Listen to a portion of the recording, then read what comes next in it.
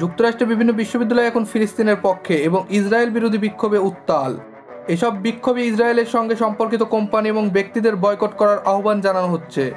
গত বছরের ৭ই অক্টোবর ইসরায়েলের ভেতরে হামাসের হামলায় ১,২০০ ইসরায়েলি নিহত এবং সেটির জের ধরে ইসরায়েল গাজায় যে হামলা চালাচ্ছে তাতে এখনও পর্যন্ত ৩৪,০০০-এর বেশি ফিলিস্তিনি নিহত হয়েছে। এমন প্রেক্ষাপটে যুক্তরাষ্ট্রের অনেক বিশ্ববিদ্যালয়ে উত্তেজনা বেড়েই চলেছে। এ ধরনের বিক্ষোভ প্রথম শুরু হয়েছিল কলম্বিয়া ইউনিভার্সিটিতে। এরপর অন্যান্য বিশ্ববিদ্যালয়েও বিক্ষোভের সূত্রপাত হয়। একাধিক বিশ্ববিদ্যালয় প্রশাসন বিক্ষোভ দমনের প্রচেষ্টা চালালেও তেমন সফল হয়নি। কিছু কিছু ক্ষেত্রে পুলিশ নির্মম আচরণের মাধ্যমে বিক্ষোভ দমনের প্রচেষ্টা চালিয়েছে। সামাজিক যোগাযোগ মাধ্যমে প্রকাশিত বেশ কয়েকটি অঙ্গরাজ্য বিশ্ববিদ্যালয়ে পুলিশের নির্মমতার চিত্র উঠে এসেছে। অনেকেই অভিযোগ করেছেন, শান্তিপূর্ণভাবে পরিস্থিতি নিয়ন্ত্রণে আনার কোনো চেষ্টাই করেনি পুলিশ। লস অ্যাঞ্জেলস, ক্যালিফোর্নিয়া এবং আটলান্টায় বিভিন্ন ক্যাম্পাস থেকে এখন পর্যন্ত ৫ শতাধিক বিক্ষোভকারী শিক্ষার্থীকে আটক করা হয়েছে। বর্তমানে যুক্তরাষ্ট্রের ৪০টির বেশি বিশ্ববিদ্যালয় ও শিক্ষা প্রতিষ্ঠানে ইসরায়েল বিরোধী বিক্ষোভ চলছে।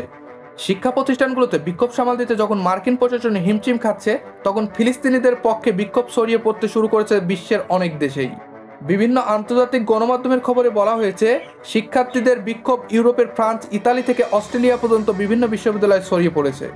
যুক্তরাষ্ট্রের বিশ্ববিদ্যালয়গুলোতে বিক্ষোভ ছড়িয়ে পড়ার ঘটনাকে ভয়াবহ বলে মন্তব্য করেছেন ইসরায়েলের প্রধানমন্ত্রী বেঞ্জামিন নেতানিয়াহু। তিনি অবিলম্বে এসব বিক্ষোভ বন্ধ করার দাবি জানিয়েছেন।